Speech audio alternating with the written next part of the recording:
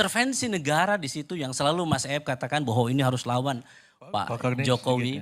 Tolong yang Anda maksud negara itu apa? Ya, saya akan jelaskan. Konkret aja. Baik. Coba kalau negara termasuk Anda juga, Anda kan di DPR. Oke. Baik, jadi saya harus katakan bahwa ini ada intervensi dari kepala negara, kepala pemerintahan kita. Bagaimana politisasi hukum ketika kita melawan kepala negara, kepala pemerintahan, maka tidak hanya itu saja. Maka saya katakan, coba kita lihat bagaimana suara itu didapatkan, kita entah siapa yang menang, tetapi kita melihat bansos yang sangat luar biasa menjelang pemilu. Saya akan jawab. Ada yang mengatakan bahwa ini adalah El Nino. Lebih panjang, lebih panas kondisinya ketika 2015 lalu. El Nino itu. Tapi saya harus katakan Bang Maman bahwa bansosnya tidak sebesar saat ini. Itu survei LSI tanggal 19 sampai 21 Februari. 69% penerima bansos mencoblos Prabowo Gibran. Nyaris 70%. Bang Maman, saya harus katakan, kantong biru bansos Jakarta itu warnanya biru. Sama dengan kaosnya Prabowo Gibran, warnanya biru juga.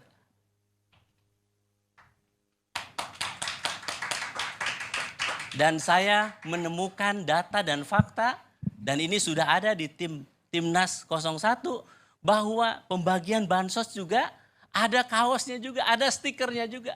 Dan yang membagikan adalah aparat.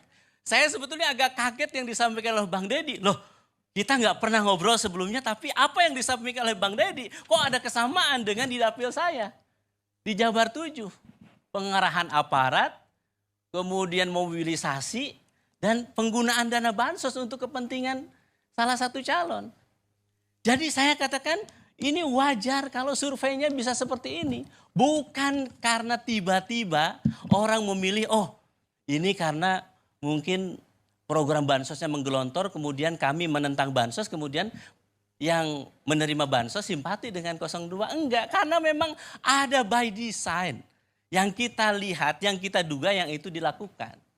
Itu sebagian ada amplopnya juga tuh, bukan cuma... Betul, saya kaget juga 300.000 kok. Loh nilainya kok sama dengan di dapil saya. Terus cara-caranya memanggil aparat juga kenapa sama? Inilah yang kita saat ini bangun komunikasi.